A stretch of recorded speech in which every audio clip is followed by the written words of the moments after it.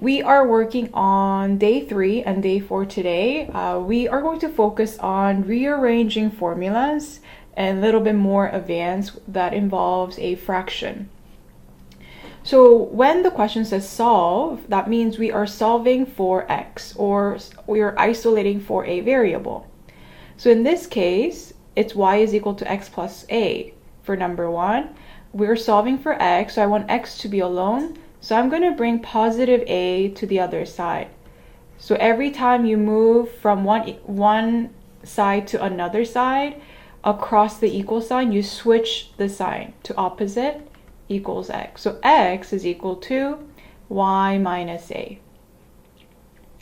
Now what about this one? Number 2, I want x to be alone, so opposite of dividing 5, you are multiplying. So it's going to be 5y is equal to x.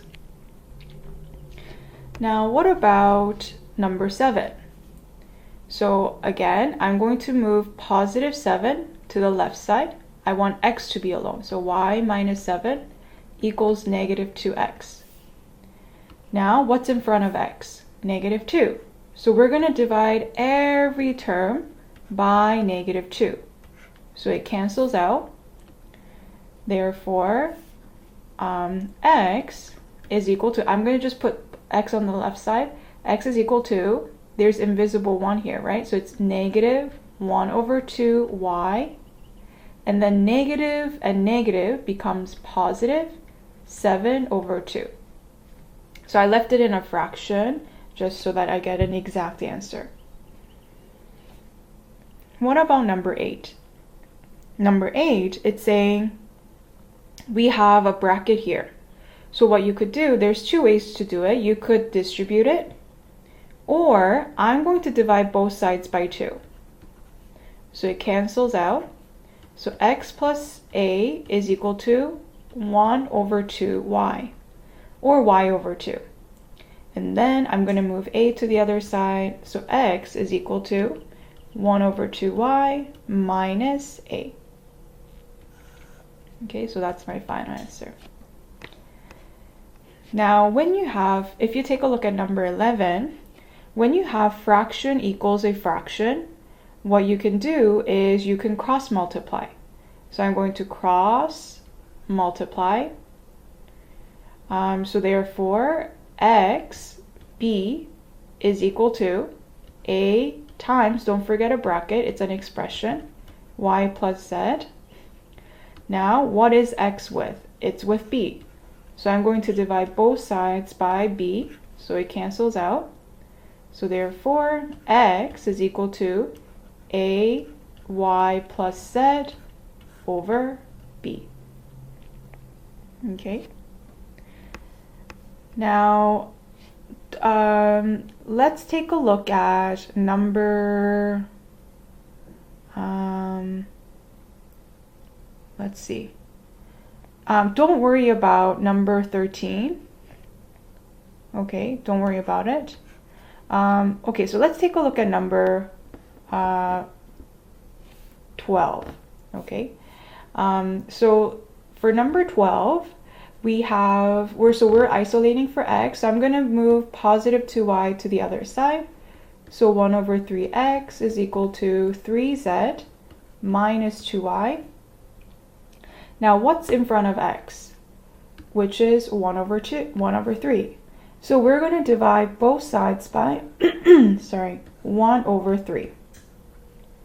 But when you divide 1 over 3, another way to write it is by saying divided by 1 over 3. We know that with dividing fractions, you could do the opposite, 3z minus 2y, times you flip it, right? The second fraction. So 3 over 1. And these two cancels out. So I can put it a little bit more neatly. X is equal to, I'm just going to put 3 times 3z minus 2y. And that is your final answer. Okay.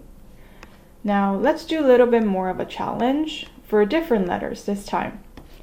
So let's take a look at number 15. So we are given sort of like y is equal to mx plus c, like a slope y-intercept form, and we're solving for c. So if this is the case, I'm going to move mx to the left side. So y minus mx is equal to c. Okay. Now for number 18, this time we are isolating for r. So what's with r right now? 4 pi. So we're going to divide both sides by 4 pi. So 4 pi and 4 pi cancel. Equals r squared. Now we're looking for r. Opposite of squaring is actually you're square rooting it, both sides. So that square root and square cancels out. Therefore, r is equal to square root of a over 4 pi. Okay. Next, what about number 23? So for 23, we're solving for h. So I'm going to move 2 to the other side. Opposite of dividing is multiplying. So 2a is bh.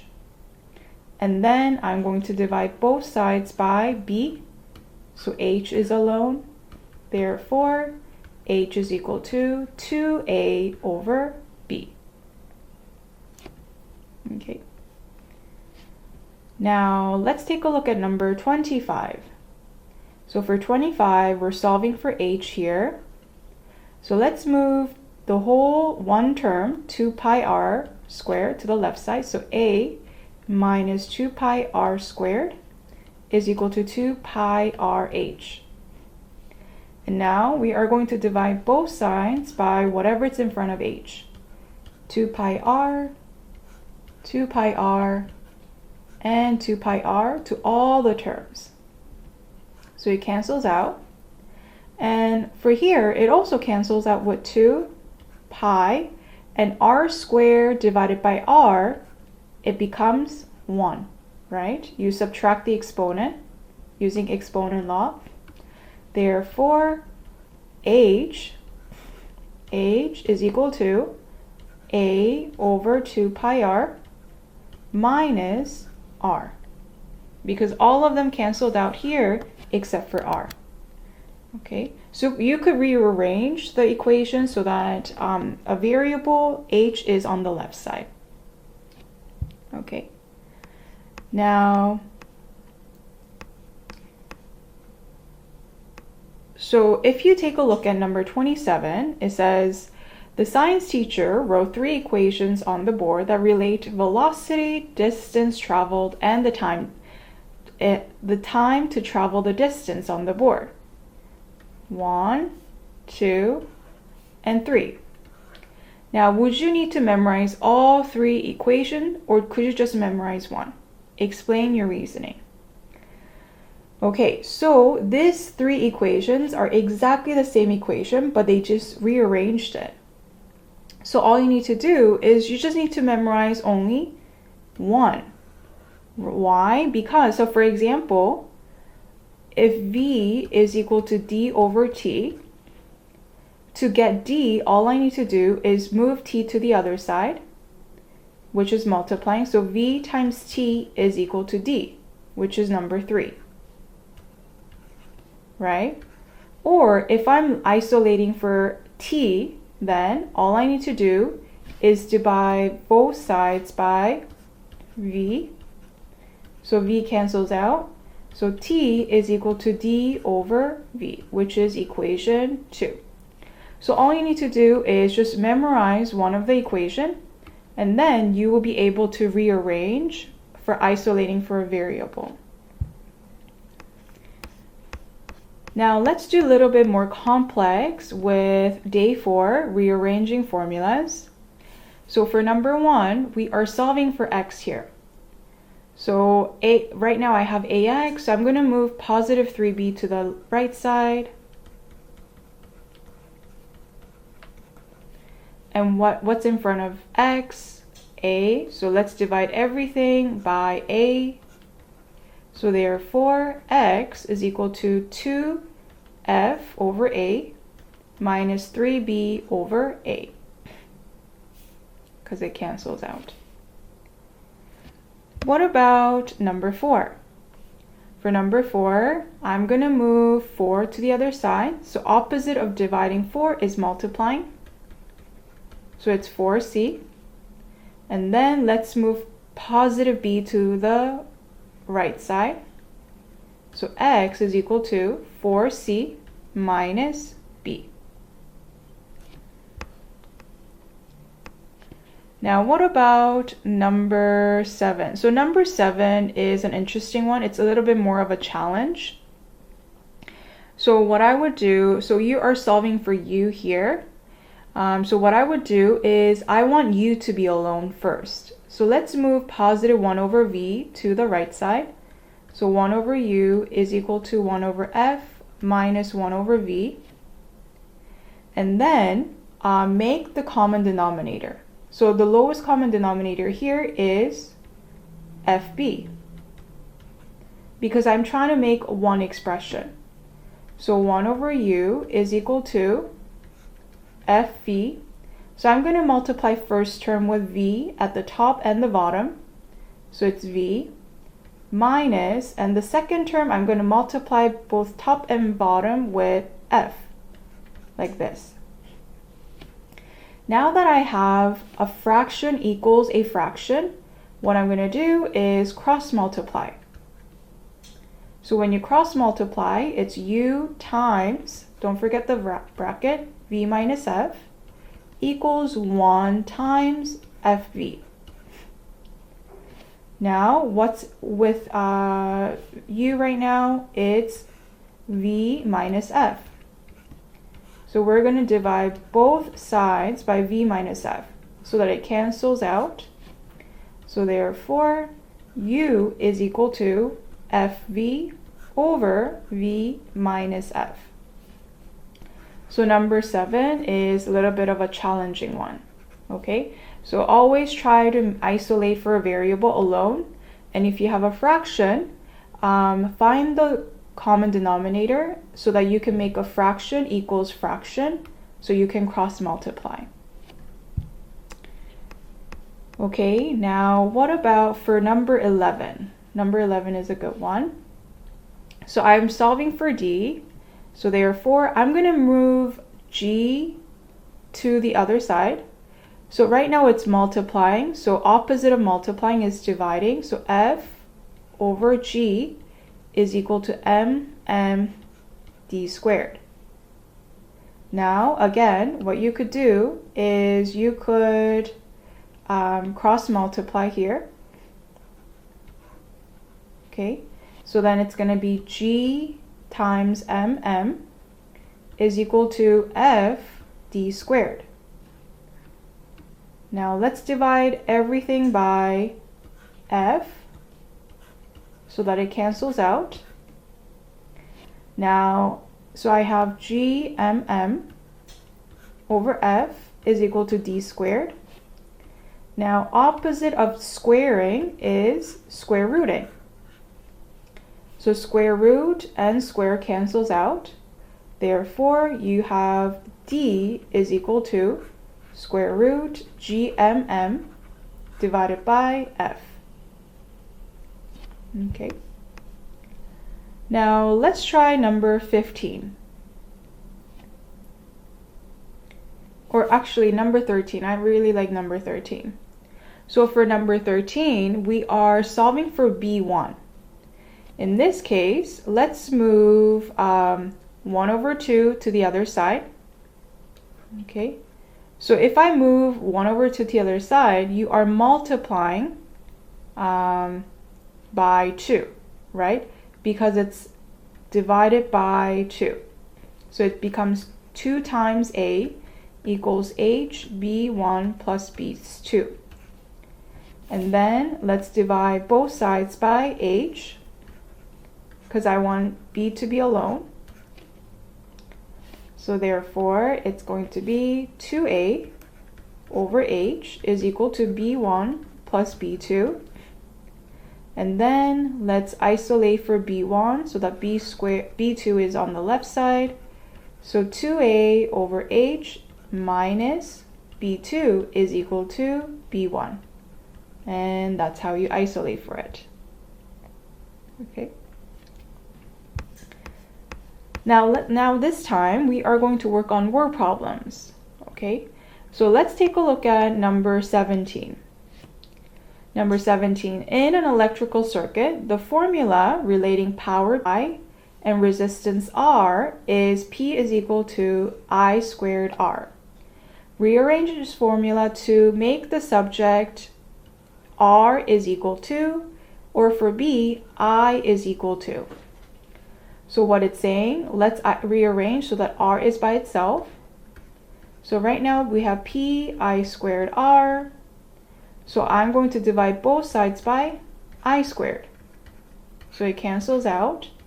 Therefore, R is equal to P over I squared. On the other hand, if I'm looking for I, so it says P is equal to I squared R. So let's divide everything by R. So I have I by itself. So we have P over R is equal to I squared. But opposite of squaring is square root. So square root and square cancels out. So I, therefore, is equal to square root P over R. And that's it. Now, what about number 19? So this time we are converting temperature is from Celsius to Fahrenheit. And we want to rearrange the formula so that we are looking for a Fahrenheit. So what we can do is, so C is equal to 5 over 9 times F minus 32. Now we cannot move negative 32 to the left side right now because we need to get rid of 5 over 9. So we are going to divide both sides by 5 over 9 and 5 over 9. So I could show you on the side work that it's like C divided by 5 over 9, which is C times 9 over 5. So therefore, it's going to be 9C over 5 is equal to, so these two cancels out, F minus 32. And then let's move negative 32 to the left side. So it will be 9C over 5 plus 32 is equal to Fahrenheit. And that's how you find the rearrangement of Fahrenheit. Now, last one. So we are given a volume of a sphere, and this is the formula. And I want you to rearrange so that you are making the subject R is equal to. You're isolating for R. So again, same thing. We are going to divide both sides by whatever's in front of our cube. So in this case, let's divide both sides by 4 over 3 pi and 4 over 3 pi. So it's like saying V divided by 4 over 3 pi. So opposite of dividing, we can change it into multiplying. You flip it. So therefore, it's going to be 4 goes at the bottom and pi also goes at the bottom because pi essentially means pi over 1, right? So pi also gets flipped. So therefore, this 2 cancels out. I would write 3V, because it's V times 3 over denominator, we have 4 pi, is equal to R cubed. Now, interesting enough, we just looked at opposite of squaring is square root. The opposite of cubing is cubic root. So you'll be writing cube, small 3 over here, and then cubic root, small 3 and cubic root. So cubic root and cube cancels out. So you get R is equal to cubic root of 3v over 4 pi. And that is your final answer.